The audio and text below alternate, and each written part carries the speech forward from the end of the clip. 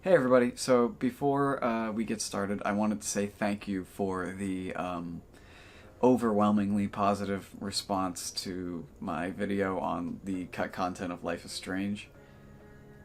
It really means a lot. I did not expect that video to do as well as it did and as it's doing currently, and it means a lot that people enjoy what I put out there. I am planning on doing the sort of cut story of Life is Strange 1, because as I mentioned, there were a lot of budget cuts and a lot of issues with development, a lot of dropped storylines. Episode 5 and 4 looked way different in previous iterations, and that's something I said if you guys want to see, I would do. And a lot of people said they want to see it. However, it's such a big video that in the meantime, I figured I'd make this to hold you guys over until then. So this is the cut content of Life is Strange Before the Storm. So, to get started, in episode 1 of Life is Strange Before the Storm, there is a cut conversation between Chloe and Taylor, one of Victoria's friends. And the conversation starts off with Taylor kind of, I guess, poor shaming Chloe. I volunteer at Goodwill, and I was wondering if maybe you'd like me to bring some for you to try on? Maybe something a little less macabre? Edgar Allan Poe? Beer stained? How nice of you, Taylor. I'm just looking out for you. Then the conversation goes to Taylor asking about where Rachel was the previous night, because Taylor had a party and Rachel didn't show up. Everyone's talking about that photo of the two of you from last night. It's funny, I guess.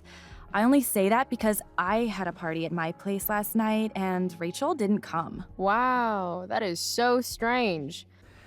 Chloe kind of brushes this off, and this leads to a backtalk challenge where you can tell Taylor off because she's sort of trying to be your friend, but not really. Like, I'm better than you, but I need your information, so hey, you're my buddy. Okay, cut the shit, Taylor. We're not friends, so stop acting like we are. What are you talking about? You and me, Chloe. Remember all the good times we had in freshman algebra? Insulting my clothing and then trolling me for information about Rachel? I'm going to make her admit how fake she is.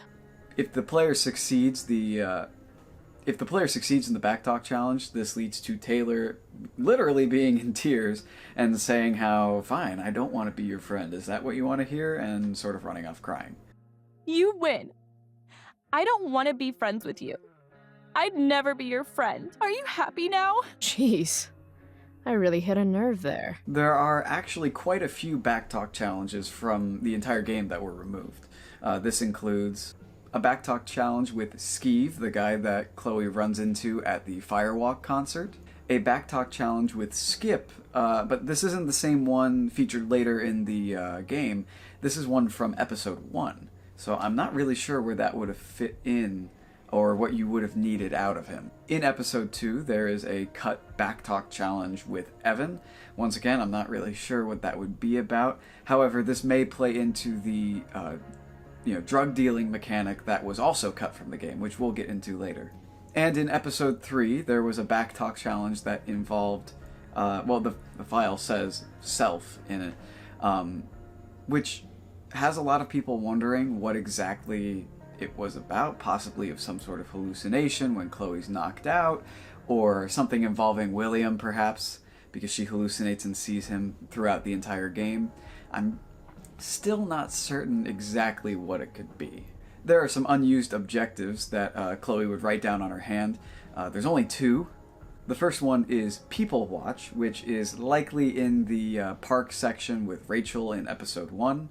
And there's one labeled Destruction, which is probably when Chloe is having her meltdown in the junkyard, if I had to guess. There's no episode label with these, so really, you could kind of fit them in anywhere. There is a surprising amount of content, cut content, related to Taylor, which shocked me. She had a more prominent role in the game. Chloe makes mention of her multiple times. In one internal monologue, she even says, like Taylor, whose personality is even faker than the nose her parents bought her on her 13th birthday. There are 3 text conversations with Taylor that ended up being cut from the game.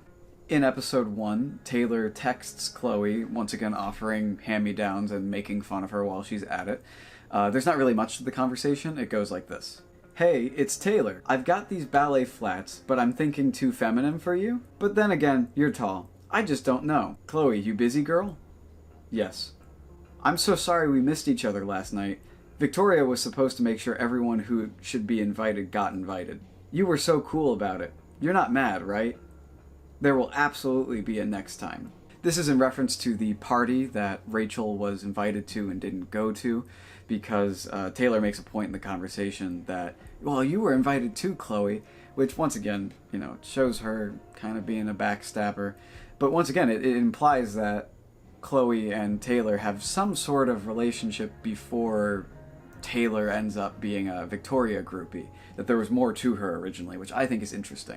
The other 2 text conversations that were removed from the game were in episode 2, and it relies on whether or not you messed with Victoria's tea and, get her out of the production that way, or if she chickens out on her own. If she drinks the tea, Taylor texts Chloe, "It wasn't nice what you did to Victoria. I know everyone's texting you congrats right now, but I'm honestly kind of shocked." If Victoria didn't drink the tea, Taylor texts you, "Chloe, you did a wonderful job tonight. I was so surprised, like, in a good way." Once again showing off that she's so obsessed with Rachel and wants to be close with her just like everyone else that she's trying to suck up to Chloe. There are file names within the game that imply that there were fireworks involved in episode 1 on the Blackwell campus. This is likely in preparation for the Tempest play. Maybe Chloe could have been able to sabotage it. We know it because of these file names right here. We have episode 1, fireworks suspicion. Episode 1, got fireworks. Episode 1, temp fireworks fix. So maybe there was something wrong with the fireworks and you have the option to fix it or mess with it. I'm not exactly sure. Now this is something I think is really interesting. There is a cut drug dealing mechanic from this game where Chloe could sell drugs to various students around Blackwell. We know this because there's a few nodes as well as audio cues, things like that, that are still left over in the game. All of them are from episode 2. So we have Blackwell drugs. There's one that's from an audio directory path. Blackwell drugs / dialogue. Drugs sold. Sold to Dana. Sold to Evan. So this shows that during those courtyard sections where Chloe could kind of walk around and interact with various people, that you could sell them drugs, which is very in character, and I feel like this would have stayed in the game if there was more of a mechanic with Chloe's money. Maybe it could have allowed you to pay off, the debt, your debt with Frank, or the money with Damon. However, this probably fits better if the money was handled more like it is in Life is Strange 2, where you actually have a set amount and certain things that you can and cannot get, depending on how much money you have. So in the subtitle files for the game, for Mr. Keaton, the director of the Tempest play at Blackwell, his subtitles were labeled for Mr. Sapphire, which means that perhaps his original surname was Sapphire. I'm not really sure why they would need to change this. I know somebody pointed out in the comments of my last video that Brooke's name, originally being Haley and then being changed to Brooke, is likely due to a character of the same name being popular at the time. So perhaps this is something similar. So there are 2 unused songs within the game. One of them is an instrumental version of A Hole in the Earth.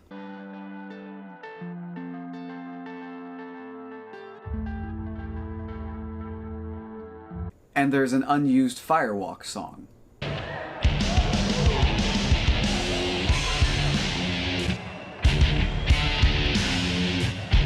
So there is a very long list of cut lines of dialogue that Chloe could have said to herself while exploring the mill. This plays into an idea that people have gathered from this cut content, that there was another set piece that took place at the mill somewhere in episode 1 before you end up going back to save Sarah. But a lot of these lines involve finding the truth, or, is Frank okay? So some of them may have been cut from episode 3, but we know that at some point earlier the mill was going to reappear. Gotta make sure Frank's okay first. He saved my ass today. Frank has to be in his RV.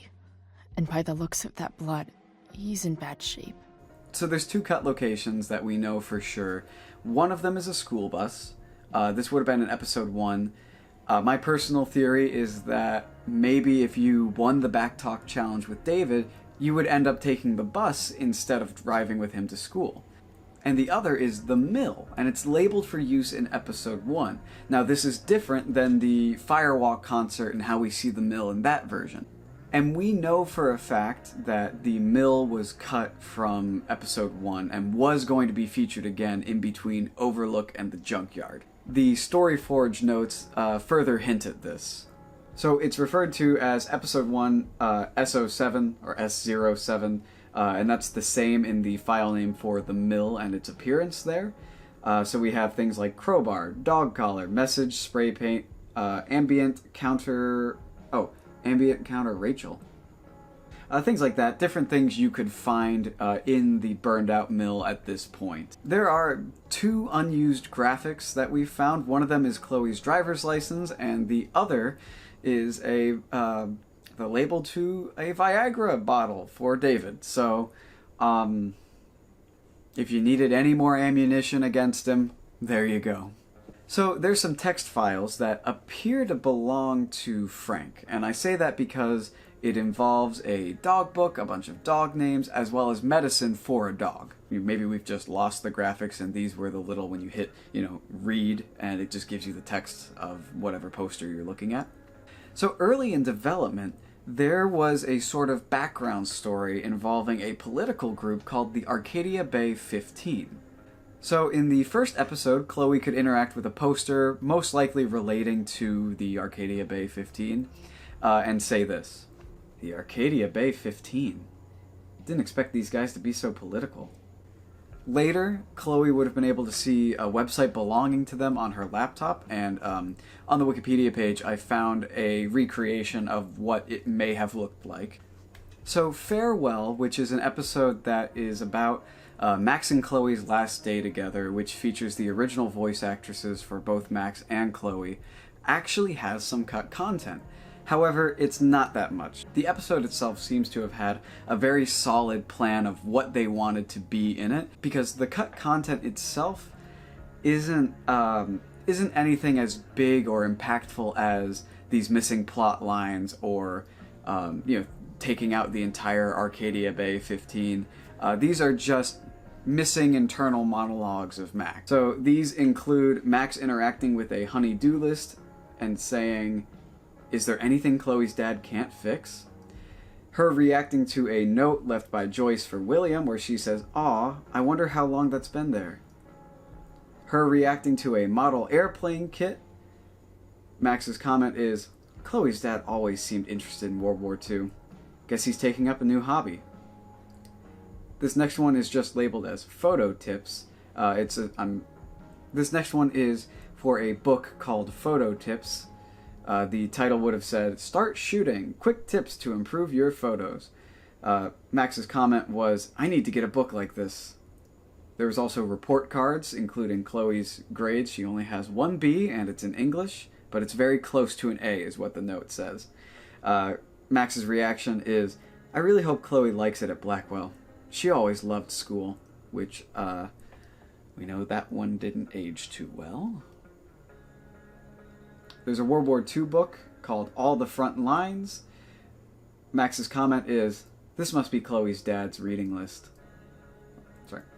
There's a World War II book called All the Front Lines, which is a compilation of true stories from Allied soldiers, pilots, and sailors from all over the world. Max's comment is, "This must be Chloe's dad's reading list." There's a coffee mug where Max says, "This mug has seen..." There's a coffee mug, and Max's comment is, "This mug has seen many cups of coffee. Chloe's dad must use it all the time." That's such a... I'm sorry to stop. That's such a Max line. Like, I mean, that's a line that only Hannah Tell could read and not make it sound silly. I mean, I can't. This mug has seen many cups of coffee. Chloe's dad must use it all the time.